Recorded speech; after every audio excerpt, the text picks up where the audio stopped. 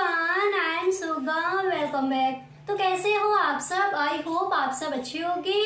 स्वागत है आप सभी का आपके अपने एसपी स्टडी यूट्यूब चैनल पर। तो गाइस, आज हम आपके लिए इस वीडियो में लेकर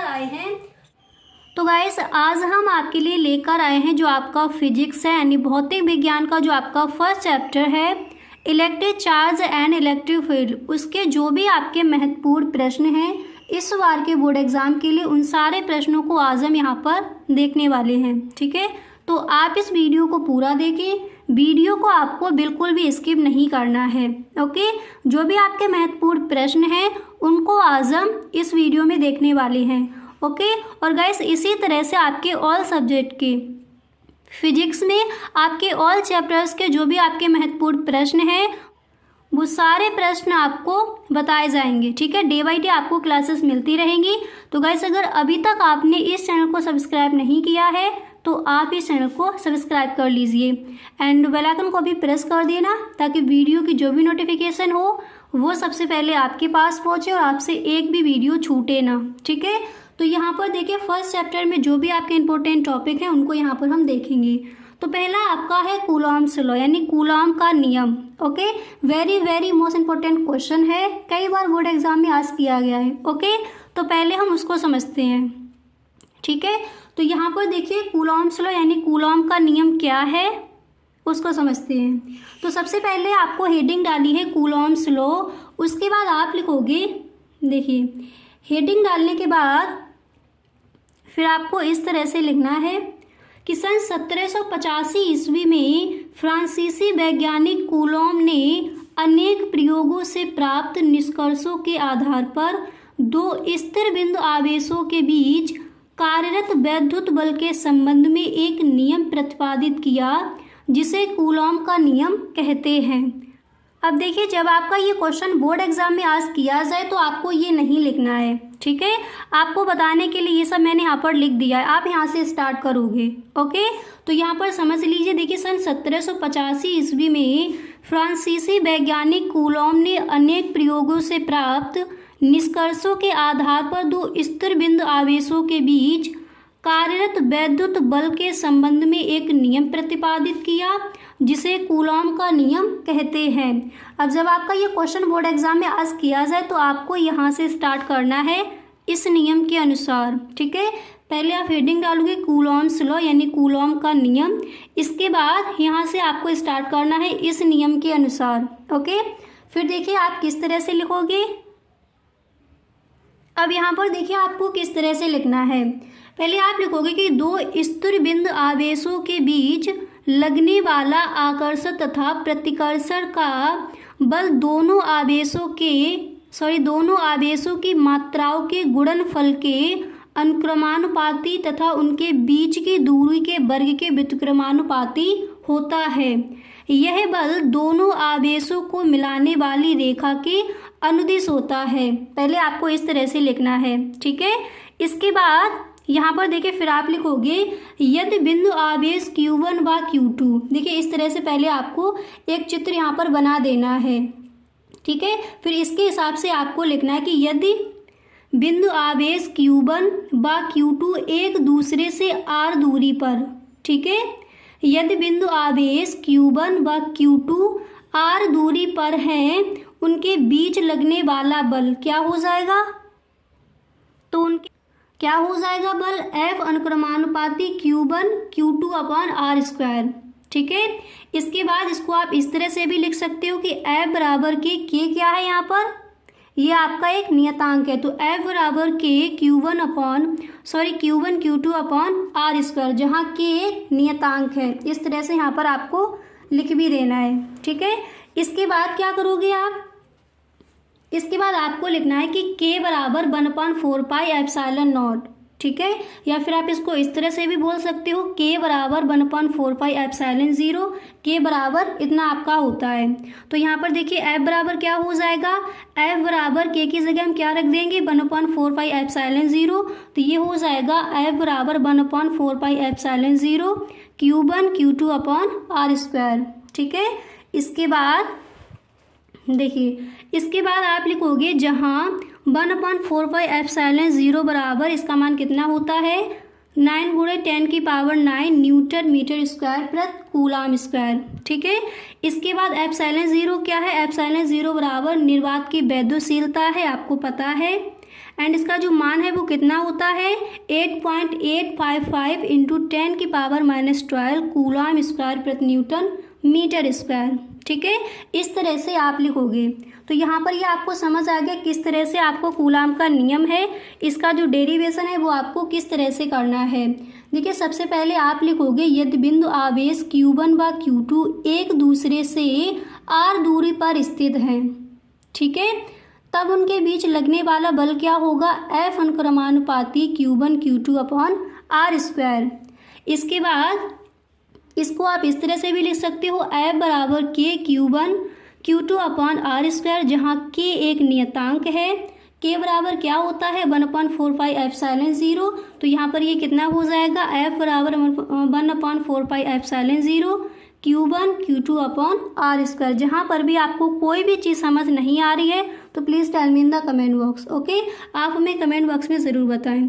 इसके बाद यहाँ पर आप लिखोगे जहाँ 1/4 एप्सिलॉन ज़ीरो बराबर 9 इंटू 10⁹ न्यूटन मीटर स्क्वायर प्रति कूलाम स्क्वायर।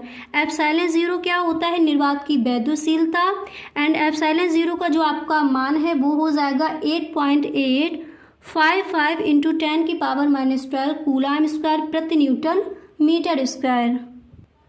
अब देखिए, उतना लिखने के बाद फिर आपको इस तरह से लिखना है यदि दोनों आवेशों को किसी माध्यम में रखें जिसका परावैद्युतांक k है, तो यहाँ पर ये आपका कितना हो जाएगा F1 बराबर 1/4 epsilon zero K Q1 Q2 upon r square. इसको हम इस तरह से भी लिख सकते हैं बराबर F प्रति K हो जाएगा।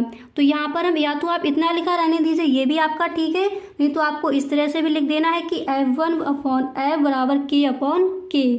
ठीक है, इस तरह से जो आपका कूलाम का नियम है वो आपको इस तरह से, जिसका जो डेरिवेशन है इस तरह से आप करोगे। ओके, इसके बाद जो आपका नेक्स्ट प्रश्न है उसको देखिए।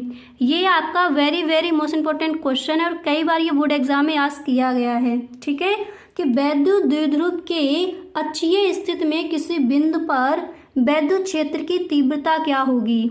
ओके, चलिए इसको डेरिवेशन को समझते हैं।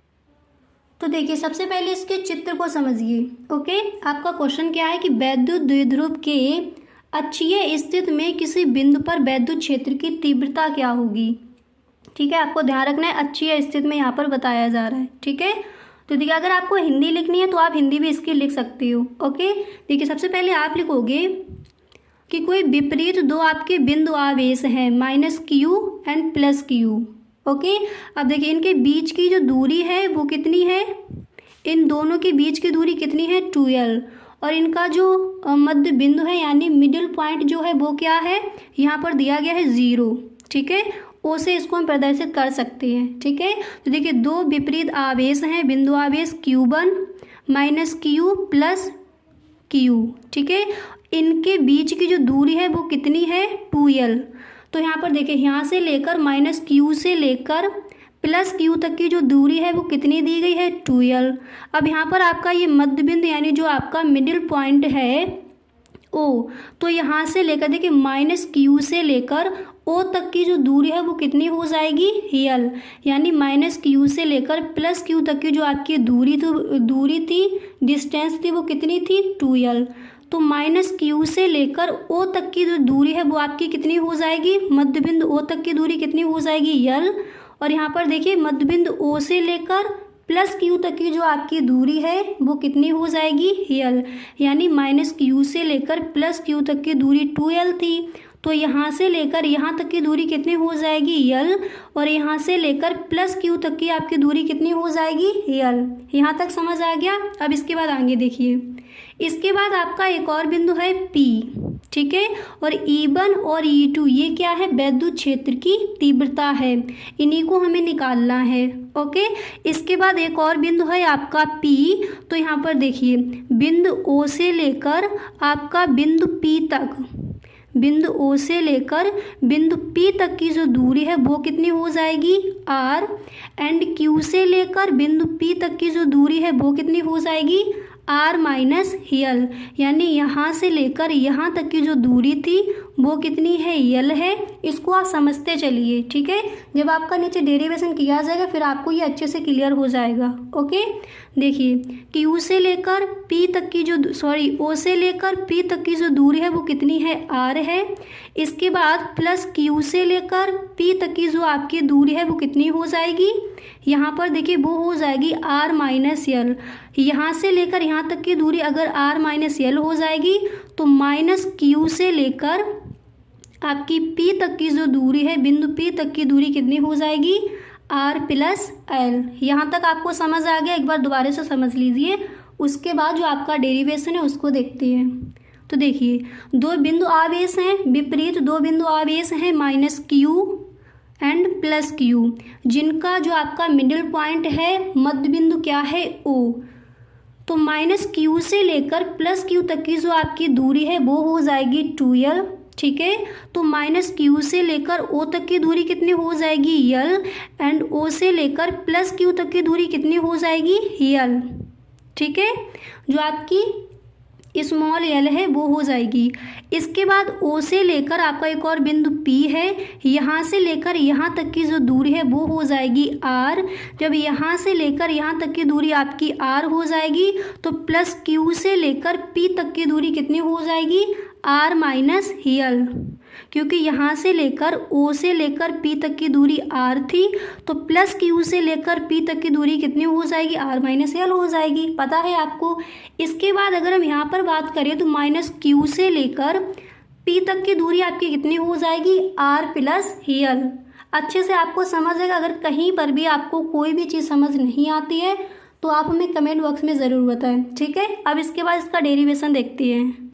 तो देखिए यहाँ पर हम लिखेंगे कि प्लस क्यू से बिंदु पी पर वैद्युत क्षेत्र की तीव्रता हमें निकालना क्या है कि वैद्युत द्विध्रुव के अक्षीय स्थिति में किसी बिंदु पर वैद्युत क्षेत्र की तीव्रता, ठीक है। तो चित्र आपने समझ लिया। देखिए इसके बाद यहाँ पर हम लिखेंगे, हमें लिखना है कि प्लस क्यू से बिंदु पी पर वैद्युत क्षेत्र की तीव्रता, प्लस क्यू से बिंदु पी पर वैद्युत क्षेत्र की तीव्रता, वैद्युत क्षेत्र की तीव्रता, ठीक है। और वैद्युत क्षेत्र की तीव्रता को हम किससे रिप्रेजेंट करते हैं, ई से, आपको पता है, ठीक है। तो यहाँ पर देखिए E2 और E1 दिया गया है, तो पहले हम क्या निकालेंगे, E1 निकालेंगे।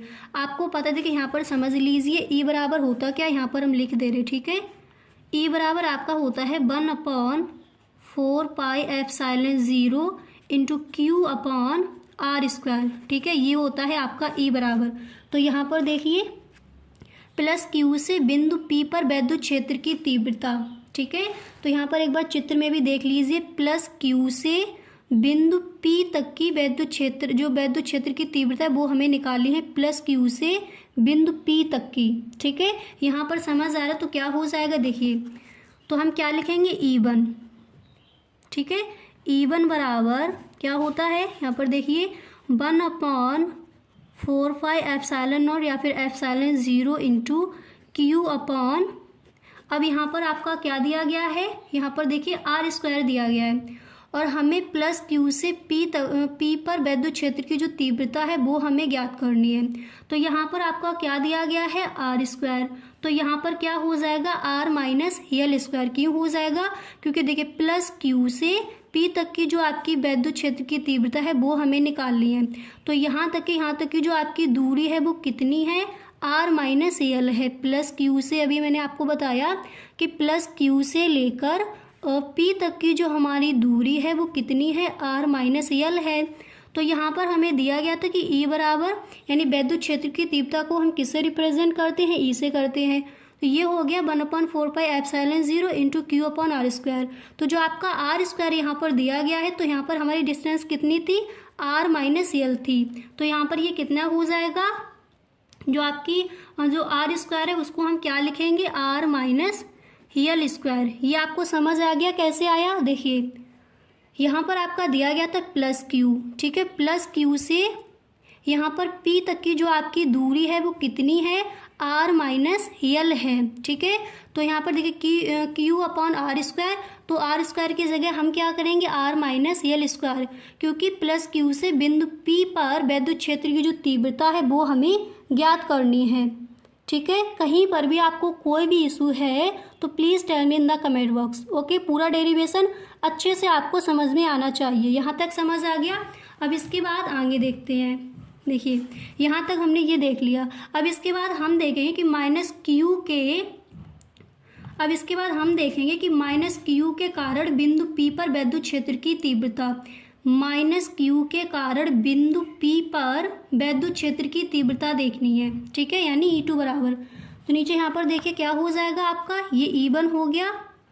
यहाँ पर हम करेंगे E2 बराबर 1/4πε0 इंटू क्यू अपॉन, अब देखिए यहाँ पर जो आपकी डिस्टेंस है क्या था, यहाँ पर आपको एक लाइन और लिख देनी है कि माइनस क्यू के कारण बिंदु P पर वैद्युत क्षेत्र की तीव्रता, पहले आपको एक लाइन लिख देनी है। ठीक है, देखिए यहाँ पर हम लिख दे रहे हैं, आपकी जो लाइन है देखिए माइनस क्यू के कारण, लिख लीजिए तो आपको ज़्यादा आसान रहेगा। माइनस क्यू के कारण बिंदु P पर वैद्युत क्षेत्र की तीव्रता। ठीक है, वैद्युत क्षेत्र की तीव्रता। ओके, यहाँ पर आप लिख लेंगे। ओके, जैसे ये लिखा है प्लस क्यू से बिंदु P पर वैद्युत क्षेत्र की तीव्रता, इसी तरह से यहाँ पर आप लाइन लिख लोगे कि माइनस क्यू के कारण बिंदु P पर वैद्युत क्षेत्र की तीव्रता, तो क्या हो जाएगी माइनस क्यू से P पर, देखिए एक बार चित्र देख लीजिए, माइनस क्यू से लेकर P तक की जो आपकी वैद्युत क्षेत्र की तीव्रता है उसको आपको निकालना है। तो देखिए जैसा आपका फॉर्मूला होता है वैद्युत क्षेत्र की तीव्रता बराबर क्या होता है, E बराबर 1/4πε0 into Q upon R square. अब यहाँ पर ये समझिए जो आपका आर स्क्वायर यहाँ पर है वो कितना हो जाएगा, तो माइनस क्यू से लेकर आपकी P तक की दूरी कितनी दी गई थी, आर प्लस एल, तो यहाँ पर हम इसको क्या लिख देंगे आर प्लस एल स्क्वायर।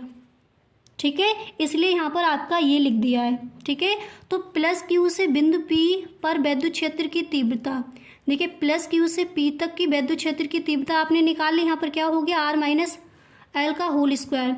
इसके बाद E2 बराबर 1/4πε0 not Q upon R plus L का होल स्क्वायर हो जाएगा। ठीक है, क्योंकि यहाँ से लेकर माइनस क्यू से लेकर P तक की जो आपकी डिस्टेंस है वो कितनी है, आर प्लस एल है। अच्छे से यहाँ तक आपको समझ आ गया? अब इसके बाद आगे देखिए। ठीक है, अब देखिए इसके बाद आप क्या लिखोगे, अतः इसके बाद आपको निकालनी है परिणामी, देखिए अतः परिणामी वैद्युत क्षेत्र की तीव्रता। ठीक है, अतः परिणामी वैद्युत क्षेत्र की तीव्रता। ठीक है, इसको आपको अब निकालना है, तो इसका जो हमारा फॉर्मूला होता है वो क्या होता है हमें पता है, E बराबर E1 माइनस E2, ये होता है हमारा फॉर्मूला।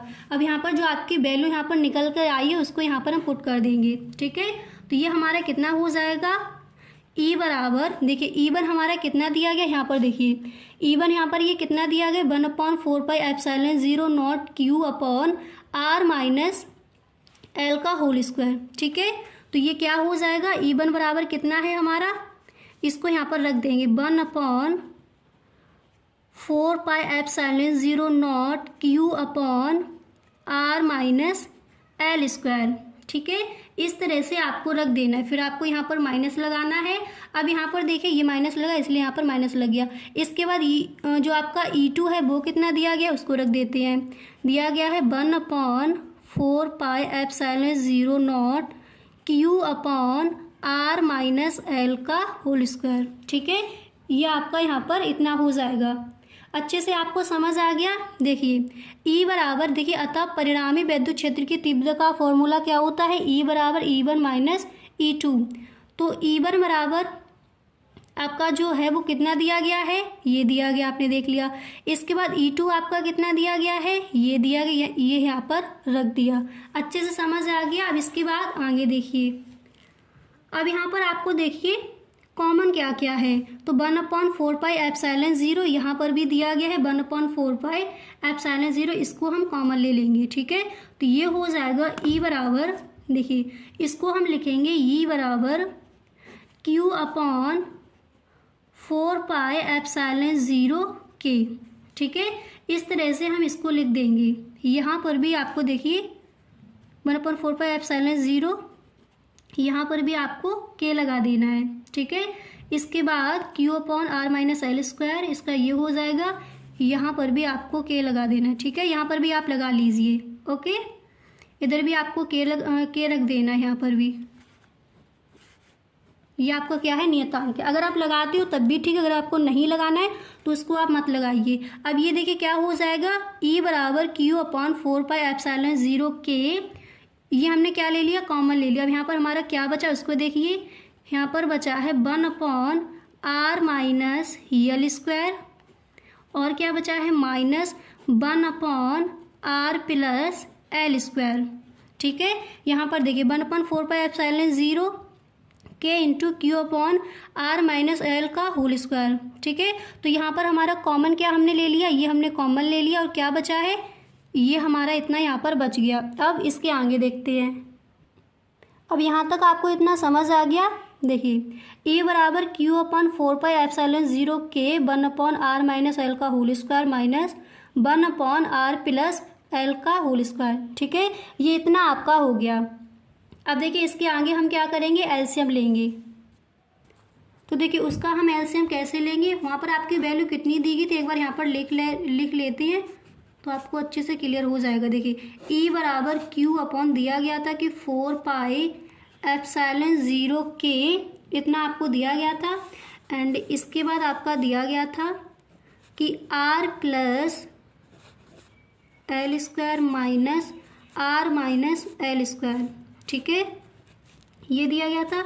एंड इसके बाद आपका था कि r-l² और r+l²। ठीक है, इतना आपका दिया गया था। अब इसका हम क्या करेंगे, एलसीएम ले लेंगे। एलसीएम लेना आपको आई होप आता ही होगा। तो यहाँ पर देखिए a+b बराबर क्या होता है, उस फॉर्मूले को हम लगाएंगे। a+b² बराबर क्या होता है, 10th में आपने याद किया था, वो होता है a² + 2ab + b²। ठीक है, a+b² बराबर क्या होता है, a² + 2ab + b²। अब यहाँ पर देखिए a हमारा क्या हो जाएगा, r, प्लस b क्या हो जाएगा, यहाँ पर देखिए b क्या हो जाएगा, l। ठीक है, यही यहाँ पर आपका दिया गया है। यहाँ पर आपका फॉर्मूला इस तरह से होगा, a+b² बराबर a² + 2ab + b² होता है। अब यहाँ पर इसको आपको ऐड नहीं करना, आपको बताने के लिए यहाँ पर ये लिख दिया है। अब देखिए इसको हम लगाते हैं, क्या हो जाएगा, E बराबर Q/4πε0K। ठीक है, इसके बाद ये आपका क्या हो जाएगा, इसको रखते हैं। देखिए ये हो जाएगा r² + 2rl + l²। ठीक है, फिर क्या हो जाएगा, माइनस, इसके बाद होगा r² + 2rl - l²। इसके हिसाब से रखिए। देखिए यहाँ पर जो a है वो यहाँ पर आपका क्या है, r है। तो यहाँ पर देखिए a+b² बराबर होता है a², हमने कर दिया r² + 2ab, तो यहाँ पर क्या हो जाएगा हमारा 2rl + b², तो क्या हो जाएगा l²। इसके बाद माइनस लगाना है, और इसके बाद आपका फॉर्मूला a - b² क्या होता है, देखिए उसको भी लिख देते हैं। a - b² बराबर जो आपका फॉर्मूला इधर देख लीजिए, नीचे लिख देते हैं, वो हो जाएगा a² - 2ab + b²। इसके हिसाब से ये वैल्यू आपके यहाँ पर पुट कर दी। ठीक है, तो देखिए यहाँ पर जो a² यहाँ पर आपका दिया गया है, तो यहाँ पर ये क्या हो जाएगा, r²। ठीक है, देखिए a² l² हो गया, r² हो गया। इसके बाद आपको यहाँ पर करना क्या है, plus 2rl, okay, minus l² हो गया। यहाँ पर b² ये दिया गया है, आपका क्या हो जाएगा, l²। ओके, इसके बाद हमें करना क्या है, फिर हमारा ये हो जाएगा r² - एल स्क्वायर का होल स्क्वायर। ठीक है, इस तरह से ये आ जाएगा आपका। अच्छे से यहाँ तक समझ आ गया। अब इसके बाद आगे देखिए, यहाँ तक ये समझ आ गया ये कैसे आया आपका। ओके, इतना क्लियर हो गया। देखिए ये आपका दिया गया था आर माइनस एल स्क्वायर का whole square, R plus L का होल स्क्वायर, तो इसको हम इस तरह से भी लिख सकते हैं R square minus L square का होल स्क्वायर, उतना ही आ जाएगा। ठीक है, इसके बाद हमें क्या करना है, देखिए अब हमारा हो जाएगा ई बराबर क्यू अपॉन 4πε0 के, और ये हमारा कितना हो जाएगा, देखिए यहाँ पर आर हमारा ये कट जाएगा, इधर से ये कट जाएगा, एल स्क्वायर इसको हटा देंगे, कितना बचेगा, देखिए ये बचेगा 2RL प्लस 2RL। ठीक है, अपॉन नीचे कितना दिया गया है, R square minus L square का होल स्क्वायर।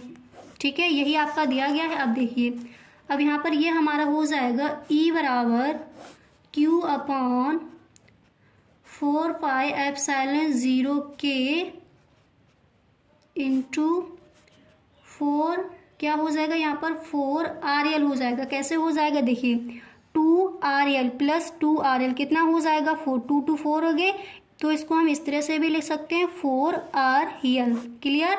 इसके बाद क्या हो जाएगा, नीचे क्या दिया गया है, R square minus L square का होल स्क्वायर। यहाँ तक समझ आ गया। अब यहाँ पर देखिए इतना आपका ये आ गया। ठीक है, अब आपको यहाँ पर करना क्या है, देखिए यदि L का मान, ठीक है, यदि L का मान R की अपेक्षा कम हो, R की अपेक्षा कम हो, यानी इसको हम इस तरह से भी लिख सकते हैं,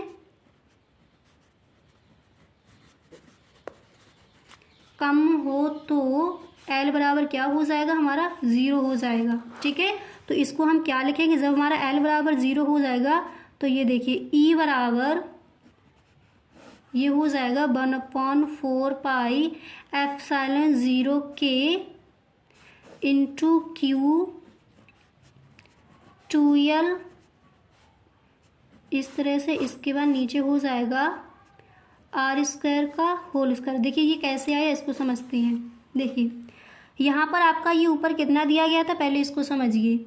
यहाँ पर आपका दिया गया था 4RL, तो इसको हम इस तरह से भी लिख सकते हैं। ठीक है, Q इंटू 2L गुणे 2L, क्यों, क्योंकि यहाँ पर जो आपका बनता है, यहाँ पर जो आपका Q था वो किधर आ गया, इधर आ गया, और यहाँ पर आपका दिया गया था 4RL, तो 4RL को हम 2L इंटू 2L, सॉरी यहाँ पर आपका थोड़ा गलत हो गया R। ठीक है, इस तरह से इसको हम लिख सकते हैं। यहाँ तक आपको अच्छे से क्लियर हो गया। इसके बाद यहाँ पर देखिए नीचे आपका दिया गया था R square minus L square का होल स्क्वायर, तो इसको हम इस तरह से लिख सकते हैं आर स्क्वायर। देखिए इसको हम इस तरह से भी लिख सकते हैं। ठीक है, जो आपका ये दिया गया था नीचे, तो इसको हमने यहाँ पर क्या लिख दिया, आर स्क्वायर का होल स्क्वायर। यहाँ पर आर कितने हो गए, 4 हो गए, और यहाँ पर आपका क्या दिया गया था, एल भी दिया गया था। तो यहाँ पर देखिए जो आपका L है वो 0 हो गया था। यदि L का मान R की अपेक्षा कम हो, यानी L ये आपका R कैसा है, कम हो, तो L बराबर क्या हो जाएगा, 0 हो जाएगा। तो इसीलिए यहाँ पर हमने 8 नहीं रखा। अब यहाँ पर ये देखिए R के आपके कितने हो गए, यहाँ पर 4 हो गए, तो देखिए एक यहाँ से R का हट गया, एक आपका यहाँ से हट गया। अब यहाँ पर R के आपके कितने बचे, 3 बचे हैं। ठीक है, और एक आपका यहाँ पर बचा है। तो आपको पता है फॉर्मूला कि P बराबर हमारा कितना होता है, Q इंटू 2L, ये आपको पता है। तो इसको हम क्या लिखेंगे फिर, देखिए जब इतना होता है तो ये हो जाएगा E बराबर, यहाँ से देखिए E बराबर 4πε0 के इंटू 2P। हमने इसको 2P क्यों लिख दिया, क्योंकि देखिए P बराबर हमारा होता है Q इंटू 2L। तो यहाँ पर ये कितना दिया गया था, P बराबर हमने देखिए Q इंटू 2L, इतना हमने ये लिख दिया, P बराबर होता है। तो यहाँ पर ये 2 आपके और बचे थे, तो कितना हो जाएगा, 2P।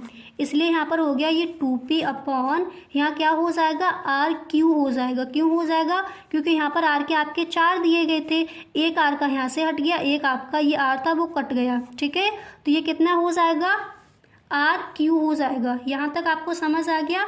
अब देखिए अब यहाँ पर हम लिखेंगे कि निर्वात यानी वायु के लिए के बराबर कितना होता है, 1 होता है। ठीक है, जब के बराबर यहाँ पर आपका 1 होता है तो यहाँ पर क्या आ जाएगा, ई बराबर 1/4πε0 इंटू 2p/r³।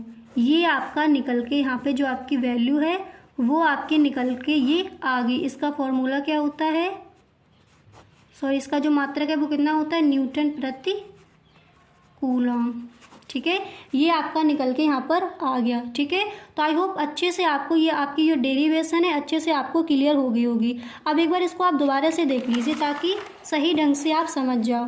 देखिए, वैद्युत द्विध्रुव के अक्षीय स्थिति में किसी बिंदु पर वैद्युत क्षेत्र की तीव्रता, तो माना हमने दो हमारे विपरीत बिंदु आवेश हैं -q +q। ठीक है, इनके जो बीच की दूरी है -q से लेकर +q तक की वो कितनी है, 2l है। जब यहाँ से लेकर यहाँ तक ये 2l है तो बिंदु q से लेकर जो आपका यहाँ पर ये बिंदु आवेश दिया गया तो ये कितना हो जाएगा, मध्य बिंदु, ये आपका कितना हो जाएगा, देखिए यहाँ से यहाँ तक की दूरी 2l है तो यहाँ से लेकर यहाँ तक की दूरी कितनी हो जाएगी, l, और यहाँ से लेकर यानी o से लेकर जो आपका मध्य बिंदु o है वहाँ से लेकर +q तक की दूरी कितनी हो जाएगी, l हो जाएगी। यानी यहाँ से लेकर यहाँ तक अगर 2l है तो यहाँ पर देखिए आधा आधा कर दीजिए, कितनी हो जाएगी, l। समझ आ गया। अब देखिए आपका एक और बिंदु है P। ओके, और ये आपके क्या है, विद्युत क्षेत्र की तीव्रता है, आपको पता है। तो देखिए O से लेकर P तक की दूरी आपकी कितनी मानी है, R मान ली। ठीक है, तो जब O से लेकर P तक की दूरी आपकी R दी गई है तो +q से लेकर P तक की दूरी कितनी हो जाएगी, R - l। और अगर यहाँ से लेकर यहाँ तक की दूरी आपकी R - l है तो -q से लेकर P तक की दूरी कितनी हो जाएगी, पूरी डिस्टेंस हो जाएगी R + l। ठीक है, इसके बाद हमने लिखा कि +q से लेकर बिंदु P पर वैद्युत क्षेत्र की तीव्रता, +q से लेकर P तक की वैद्युत क्षेत्र की तीव्रता। तो हमें पता है वैद्युत क्षेत्र की तीव्रता को हम किससे रिप्रेजेंट करते हैं, E से करते हैं। तो E1 बराबर पहले निकालेंगे तो ये हो जाएगा 1/4πε0 k इंटू q/r - l² का होल स्क्वायर, क्योंकि E बराबर इतना हमारा होता है। यहाँ पर r - l क्यों रख दिया, यहाँ पर था हमारा r², यहाँ पर हमने r - l² क्यों रख दिया, क्योंकि यहाँ पर देखिए +q से लेकर P तक की हमारी दूरी कितनी है, r - l थी। तो यहाँ पर क्या हो जाएगा, r - l का होल स्क्वायर। ठीक है, अब इसके बाद देखिए E2 बराबर, अब यहाँ पर देखिए आपको पहले यहाँ पर लिख देना है कि -q के कारण बिंदु P पर वैद्युत क्षेत्र की तीव्रता, एक बार चित्र भी देख लीजिए, -q से लेकर P तक वैद्युत क्षेत्र की तीव्रता। तो देखिए यहाँ पर वैद्युत क्षेत्र की तीव्रता का पहले फॉर्मूला लिखेंगे कि E2 बराबर 1/4πε0 k इंटू q/r + l का होल स्क्वायर। r + l क्यों आगे, क्योंकि इसकी डिस्टेंस देखिए कितनी थी, -q से लेकर P तक की आपकी दूरी कितनी थी, r + l थी। तो यहाँ पर क्या हो जाएगा, r + l का होल स्क्वायर। इसके बाद हमें क्या निकालना है, अतः परिणामी वैद्युत क्षेत्र की तीव्रता। तो इसका फॉर्मूला हमारा ये होता है E बराबर E1 - E2। तो ये कितना हो जाएगा, जो आपकी ये वैल्यू यहाँ पर दी गई है उनको यहाँ पर हम पुट कर देंगे। तो ये हो जाएगा E बराबर 1/4πε0 k इंटू q/r - l² का होल स्क्वायर माइनस, देखिए ये जो आपकी वैल्यू दी गई E1 ये रख दिया, इसके बाद E2 जो आपकी वैल्यू है इसको यहाँ पर रख दिया। इसके बाद हमने यहाँ पर क्या किया, देखिए वैल्यू रखने के बाद यहाँ पर देखिए कॉमन क्या है, कॉमन ये दिया गया, इसको हमने ले लिया। E बराबर q/4πε0 k, तो यहाँ पर हमारा क्या रह गया उसको देख लीजिए, ये हो जाएगा 1/r - l का whole square minus 1/r + l का होल स्क्वायर। ठीक है, इतना करने के बाद देखिए इतना हो गया था आपका। अब देखिए जो आपका ये दिया गया है इसका हम क्या करेंगे, यहाँ पर हम लेंगे एलसीएम। ठीक है, इसके बाद हमें करना क्या है, देखिए a + b का होल स्क्वायर बराबर क्या होता है, a² + 2ab + b²। तो इसको हम यहाँ पर रख देंगे, यानी a जो है वो यहाँ पर क्या है r, यहाँ पर जो b है वो यहाँ पर क्या है l है। तो देखिए r + l², तो ये यहाँ पर देखिए आपका कितना हो जाएगा, यहाँ पर ये हो जाएगा a², तो इसको हम क्या करेंगे l² माइनस ये हमारा हो जाएगा r² एक मिनट, यहाँ पर देखिए, पहले यहाँ से देखते हैं। देखिए आपका जो फॉर्मूला दिया गया था a प्लस बी का होल स्क्वायर बराबर a square plus 2ab plus B square होता है, ठीक है। तो यहाँ पर a को हमने मान लिया r एंड जो हमारा b दिया गया था इसको हमने मान लिया l, ठीक है। तो देखिए यहाँ पर बराबर a स्क्वायर हो जाएगा, तो a हमारा यहाँ पर क्या r है, तो आर स्क्वायर प्लस हमारा हो गया 2rl, यानी 2ab दिया गया है, a क्या है यहाँ पर r है और b क्या है l है, तो 2rl, क्लियर। इसके बाद प्लस बी स्क्वायर, तो b हमारा क्या है एल स्क्वायर है, तो यहाँ पर हो जाएगा प्लस एल स्क्वायर।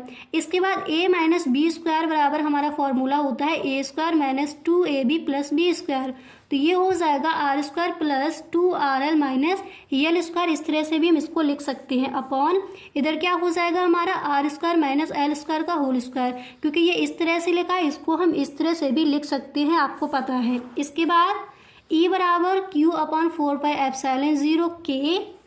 अब यहाँ पर देखिए क्या हो जाएगा, ये हमने काट दिया, प्लस का इधर दिया गया, ये हमारा माइनस का है, कट जाएगा आर स्क्वायर, ठीक है, यल स्क्वायर, ये हमारे कट गए, कितना रह गया 2rl, ठीक है, प्लस 2rl यहाँ पर रह गया, हमने लिख लिया। इसके बाद नीचे आ जाइए, जिस तरह पर यहाँ पर लिखा है इसी तरह से इसकी वैल्यू को हम पुट कर देंगे। इसके बाद हमारा आ जाएगा E बराबर Q अपॉन 4πε0 के, इस तरह से आ गया। इसको हम क्या लिख सकते हैं 4rl, यानी 2rl प्लस 2rl कितना हो जाएगा 4rl, क्लियर। इसके बाद upon R square minus L square का होल स्क्वायर। इसके बाद यहाँ पर देखिए क्या दिया गया कि यदि एल का मान आर की अपेक्षा कम हो तो एल बराबर कितना हो जाएगा हमारा 0 हो जाएगा। तो ई बराबर हमारा हो जाएगा 1/4πε0 के naught Q into 2l into 2r upon R square का होल स्क्वायर। अब यहाँ पर देखिए p बराबर हमारा कितना होता है, हमें पता है q इंटू 2l होता है। तो यहाँ पर देखिए इसको हम क्या लिख सकते हैं 2p, देखिए q इंटू 2l होता है, यहाँ पर हमारे 2 रह गए, ठीक है, तो इसको हमने लिख दिया यहाँ पर 2p। एक r से यहाँ पर आपके r के कितने थे 4 है, ठीक है, 2 ये 4, तो यहाँ से एक r का कट गया, यहाँ पर 3 रह गए r के, और इस r से इसको एक हमने काट दिया, तो यहाँ पर हमारा कितना बचा q इंटू 2l, और यहाँ पर ये 2 बचे, तो हम q इंटू 2l को p बराबर लिख सकते हैं, p बराबर इतना हमारा हो गया, तो यहाँ पर 2 बचे, तो यहाँ पर ये 2 इस तरह से हम लिख देंगे। तो हो जाएगा E बराबर 1/4πε0 के नॉट 2p अपॉन, यहाँ पर r के कितने रह गए थे 3, तो r q, ठीक है। इसके बाद निर्वात वायु के लिए k बराबर 1 हो जाएगा, तो ये आ जाएगा E बराबर 1/4πε0 into 2p upon are Q, ठीक है। तो ये आपकी वैल्यू यहाँ पर निकल के आ जाएगी, ठीक है। इसका जो मात्रक है वो होता है न्यूटन प्रति कूलम। अच्छे से क्लियर हो गया।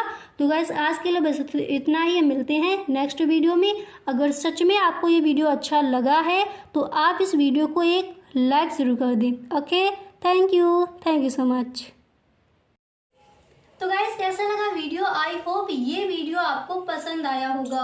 अगर सच में ये वीडियो आपको अच्छा लगा है तो आप इस वीडियो को अपने सभी दोस्तों में एक बार शेयर जरूर करें। ओके, वीडियो अच्छा लगा करे तो please time in the comment box, आप में कमेंट बॉक्स में जरूर बताएं। Okay, thank you so much.